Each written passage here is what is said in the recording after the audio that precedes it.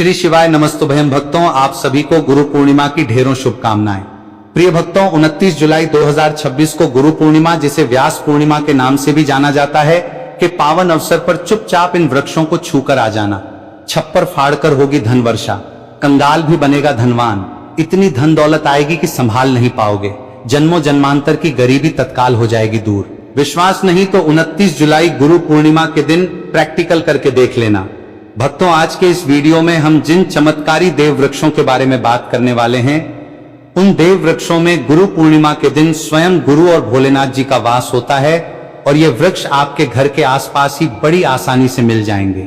इन देव वृक्षों के बारे में शास्त्रों में बताया गया है कि कोई भी व्यक्ति सही समय पर, सही मुहूर्त पर, सही क्रिया अनुसार 29 जुलाई गुरु पूर्णिमा के दिन इस वृक्ष को छूकर चुपचाप आ जाता है तो उसके घर में दैवीय आशीर्वाद हो जाता है और उसके जीवन में चल रही गरीबी, दुख, कष्ट सब समाप्त हो जाते हैं। जन्म जन्मांतर की गरीबी तत्काल दूर हो जाएगी। आपका भाग्य 7वें आसमान पर होगा। जहां भी जाओगे धन दौलत आपके पीछे पीछे आएगी। तो फिर आपसे एक छोटा सा अनुरोध है कि वीडियो को पूरा देखें, तभी लाभ की प्राप्ति हो सकती है। इसलिए इस वीडियो को पूरा देखें। यदि आज आपने वीडियो को पूरा देखा तो आपको इसकी पूरी प्राप्ति होगी। बीच बीच में देखा, काट काट कर देखा तो जीवन में आपको कभी भी सफलता हासिल नहीं होगी और आप पूरे साल परेशान ही रहोगे। साथ ही भक्तों, इस वीडियो में हम आपको ऐसे पेड़ बताएंगे जिन्हें छूने मात्र से आपकी गरीबी तत्काल दूर हो जाएगी। जी हां भक्तों, माता लक्ष्मी की आप पर ऐसी कृपा होगी कि आने वाले समय में आप धनवान बन जाओगे। भक्तों, अगर आप 29 जुलाई गुरु पूर्णिमा के दिन ये जो पेड़ हम आपको बताएंगे, उन पेड़ों को छूने मात्र से आपकी गरीबी दूर हो जाएगी। भक्तों, इस बार गुरु पूर्णिमा कई वर्षों बाद विशेष संयोग में आई है। तो जिन वृक्षों के बारे में हम आपको बताने वाले हैं, अगर आप उन्हें हमारे बताए अनुसार सही समय और शुभ मुहूर्त देखकर छू लेते हैं तो यकीन मानिए आपके जीवन में कुछ दिनों बाद धन की वर्षा होने लगेगी। फिर आपके जीवन में आपको उन्नति करने से कोई नहीं रोक पाएगा। आपकी हर मनोकामना पूरी होगी। खुशियों से भर जाएगा आपका घर। यदि आप 29 जुलाई गुरु पूर्णिमा के दिन इन देव वृक्षों को छू लेते हो तो आपको गुरु और तीनों देव ब्रह्मा, विष्णु, महेश का आशीर्वाद मिल जाएगा। इसीलिए भक्तों, इस वीडियो को पूरा देख लीजिए। तो चलिए जानते हैं कि कौन से ऐसे पौधे हैं जिनको 29 जुलाई गुरु पूर्णिमा के दिन छूकर आ जाना है। लेकिन उससे पहले अगर आप इस चैनल पर नए हैं तो चैनल ज्ञान की बातें को सब्सक्राइब करके वीडियो को एक लाइक जरूर करें। साथ ही आप अपनी राशि, अपने शुभ नाम को कमेंट बॉक्स में जरूर डाल दें, क्योंकि हम आपकी राशि से जुड़ा भाग्य भी बताते हैं और भाग्य में चल रही परेशानियों को तत्काल दूर करने के लिए आसान से आसान उपाय भी बताते हैं। इसलिए आपको उपाय भाग्य में फल देने वाले हैं। अपनी राशि कमेंट बॉक्स में जरूर डाल दें।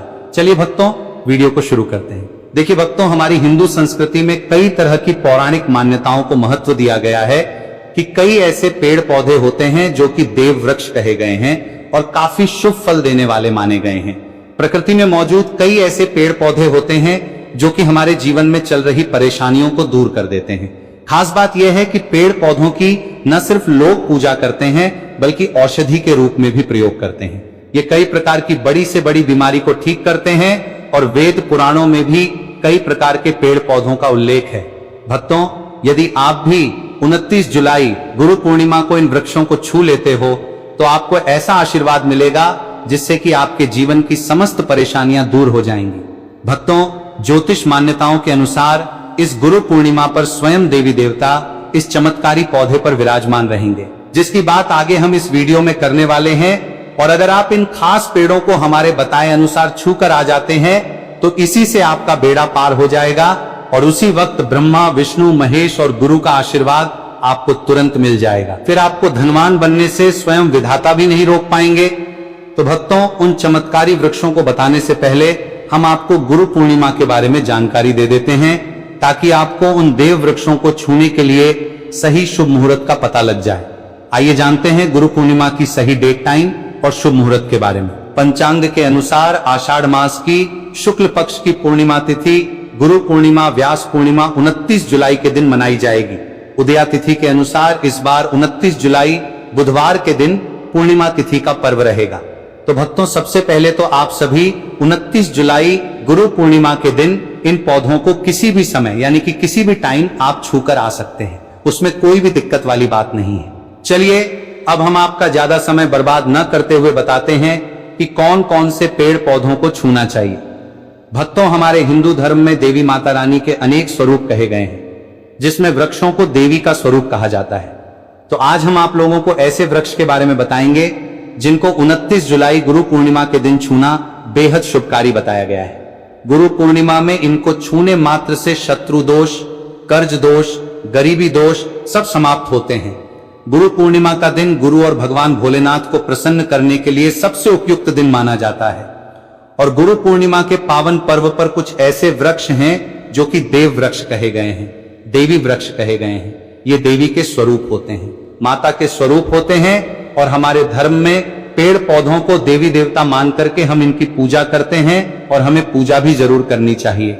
विज्ञान भी कहता है कि पेड़ पौधे मनुष्यों को फ्री में प्राण वायु प्रदान करते हैं और पेड़ पौधे हमें ऑक्सीजन देते हैं और हमारे द्वारा छोड़े गए कार्बन डाइऑक्साइड को ग्रहण करके सभी प्रकार की नकारात्मक चीजों को अपने अंदर स्वयं सोख लेते हैं और हमें ताजगी प्रदान करते हैं। और गुरु पूर्णिमा के समय में कुछ ऐसे पेड़ पौधे हमारे धर्मशास्त्र में कहे गए हैं जिनको छूने मात्र से व्यक्ति के बंद किस्मत के ताले खुल जाते हैं, व्यक्ति का सौभाग्य चमक जाता है। हमारे शास्त्रों में पेड़ पौधों को बहुत ही गुणकारी कहा जाता है क्योंकि इनमें साक्षात देवताओं का वास होता है। अनेक बीमारियों का उपचार इनमें छुपा है। पेड़ पौधों में कई जड़ी बूटियां पाई जाती है और भगवान श्री कृष्ण ने गीता में स्वयं कहा है कि वृक्षों में मैं पीपल का वृक्ष हूं। पीपल के वृक्ष को वृक्षों का राजा कहा जाता है क्योंकि पीपल वृक्ष की जो आयु होती है सबसे ज्यादा होती है, सबसे अत्यधिक होती है। पीपल वृक्ष सर्वशक्तिमान होता है, पूजा पाठ में अत्यधिक इसका महत्व होता है। तो चलिए आज हम आप लोगों को 29 जुलाई गुरु पूर्णिमा में छुए जाने वाले वृक्ष के बारे में बताएंगे। तो कमेंट में हर हर महादेव अवश्य लिख दीजिए, क्योंकि जब भगवान भोलेनाथ और गुरु का नाम लिया या बोला जाता है तो वे उस व्यक्ति से बहुत ही जल्दी प्रसन्न हो जाते हैं। भक्तों, हमारे धर्मशास्त्र में अनेक ऐसे वृक्ष हैं जिन्हें कल्याणकारी और मंगलकारी माना गया है। यह वृक्ष केवल पर्यावरण के लिए नहीं बल्कि हमारे जीवन के लिए भी बेहद महत्वपूर्ण होते हैं। खासकर अगर आप इन वृक्षों को छूते हैं तो आपकी सारी परेशानियां, कष्ट, दोहक और तकलीफें खत्म हो जाती हैं। गुरु पूर्णिमा के दिन जो कि 29 जुलाई को है, इन वृक्षों का असर कई गुना बढ़ जाता है। इस दिन सकारात्मक शक्ति धरती लोक में आ जाती है और इस दिन हर वस्तु में प्राण और चेतना का संचार होता है। जब ये शक्ति पूरे ब्रह्मांड में फैली होती है तो जितने भी पेड़ पौधे, जीव जंतु और चल अचल वस्तुएं हैं, सब में शक्ति जागृत हो जाती है।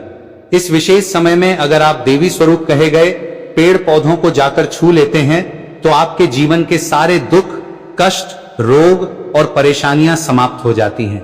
खासकर काल सर्प दोष, मंगल दोष, शनि दोष और राहु दोष जैसी समस्याएं तत्काल अपना असर छोड़ देती हैं और पूरी तरह समाप्त हो जाती हैं। भक्तों, आज हम आपको 4 से 5 देव वृक्षों के बारे में बताने वाले हैं जिन्हें हमारे धर्मशास्त्र में बहुत महत्वपूर्ण माना गया है। ये सारे वृक्ष आपके जीवन में सुख, समृद्धि और खुशहाली लाने के लिए बेहद प्रभावशाली होते हैं।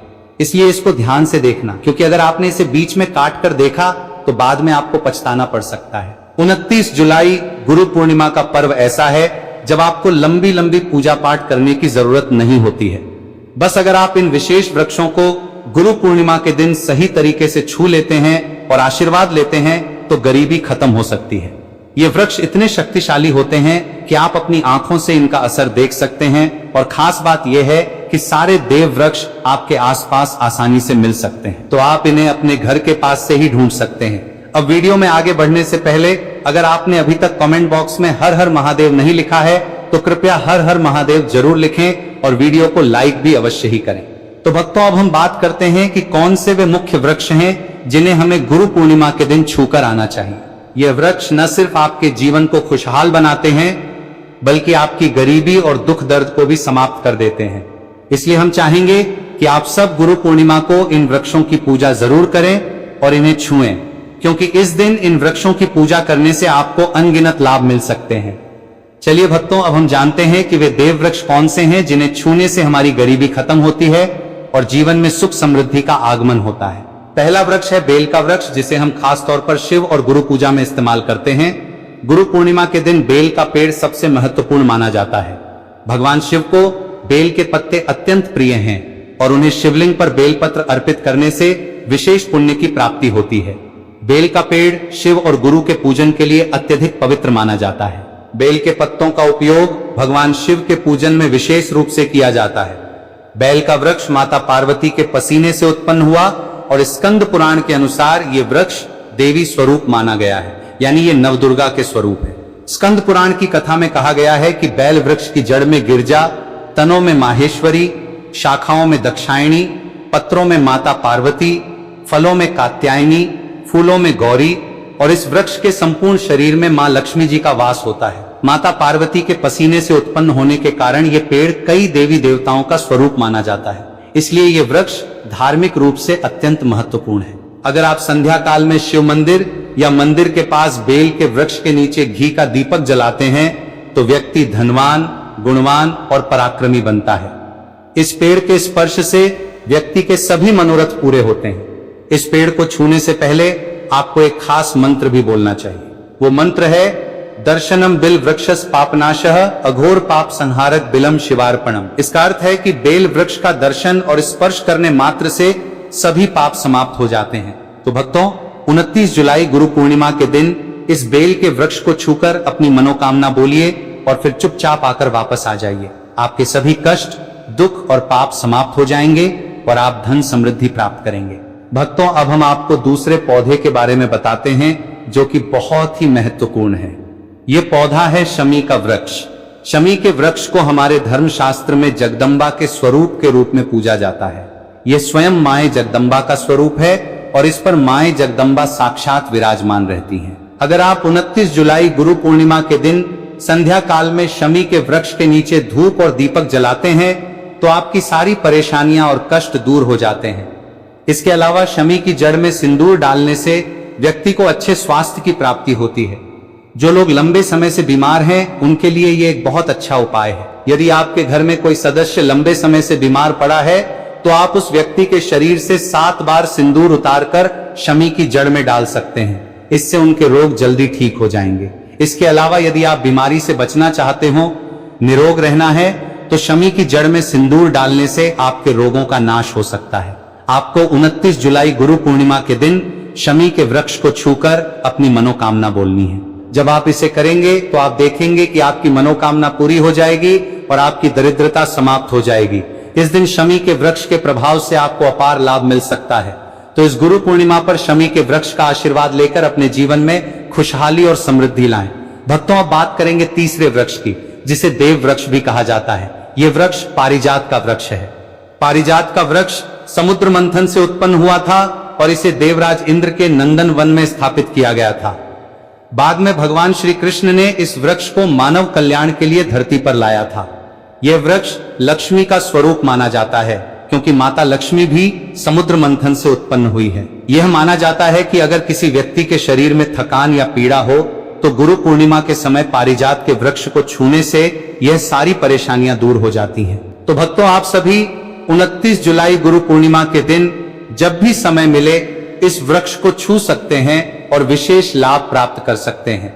अगर आप इसके नीचे 29 जुलाई गुरु पूर्णिमा के दिन घी का दीपक जलाते हैं और इसकी जड़ में थोड़ा सा सिंदूर डालते हैं तो आपकी सभी प्रकार की मनोकामनाएं पूरी हो सकती हैं। लेकिन आपको एक प्रार्थना जरूर करनी है। वो प्रार्थना है, हे पारिजात वृक्ष, आप देवी स्वरूप हैं, कृपया हमारी सारी परेशानियां दूर करें। हमारे घर में लक्ष्मी का वास हो, पितृदोष, ग्रह दोष, लक्ष्मी दोष समाप्त हो। कृपया हमारे जीवन में समृद्धि और सुख की वर्षा करें।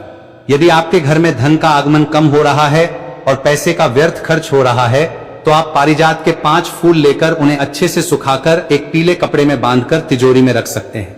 यह उपाय बुधवार के दिन या गुरु पूर्णिमा के दिन जरूर करें। इससे आपके घर में धन की वर्षा होगी और आर्थिक स्थिति बेहतर होगी। तो अगर आप जल्दी धनवान बनना चाहते हैं या आपकी कोई अधूरी कामना है तो इन वृक्षों के बारे में बताए गए उपाय जरूर करें। खासकर यदि आप इन वृक्षों को छूते हैं तो आपकी मनोकामनाएं पूरी होने से कोई भी शक्ति आपके रास्ते में नहीं आ पाएगी। भक्तों, अब अगले वृक्ष को बताने से पहले आपसे हम एक रिक्वेस्ट करते हैं कि अगर आप हमारे चैनल पर नए हैं तो ज्ञान की बातें चैनल को सब्सक्राइब करें, वीडियो को लाइक करें और अपनी राशि कमेंट बॉक्स में डालें, क्योंकि हम आपकी राशि से जुड़े भाग्य और समस्याओं के उपाय भी बताते हैं। तो अपनी राशि कमेंट बॉक्स में डालकर अपने भाग्य को जागृत करें। भक्तों, अब अगला पेड़ है जिसे आपको 29 जुलाई गुरु पूर्णिमा के दिन छूकर आना है। वो है पीपल का पेड़।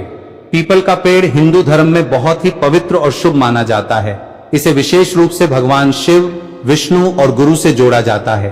पीपल के पेड़ की पूजा करने से पापों का नाश होता है और पुण्य की प्राप्ति होती है। गुरु पूर्णिमा के दिन पीपल के पेड़ के नीचे बैठकर ध्यान करें और वहां सफाई रखें। पीपल के नीचे दीपक लगाना और पूजा करना विशेष रूप से लाभकारी माना जाता है। पीपल के पत्तों को अर्पित किया जा सकता है। पीपल के वृक्ष के नीचे 108 बार टम शिवाय का जाप करते हुए प्रणाम करें।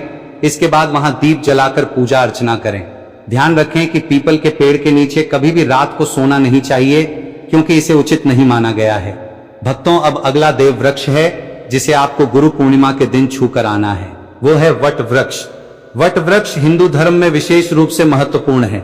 यह पेड़ समृद्धि, सुख और आशीर्वाद का प्रतीक माना जाता है। वट वृक्ष को अक्सर भगवान शिव और पार्वती की संयुक्त पूजा से जोड़ा जाता है। गुरु पूर्णिमा के दिन इस पेड़ के पास जाना और उसकी पूजा करना बेहद शुभ होता है। वट वृक्ष के नीचे दीपक लगाकर पूजा करें।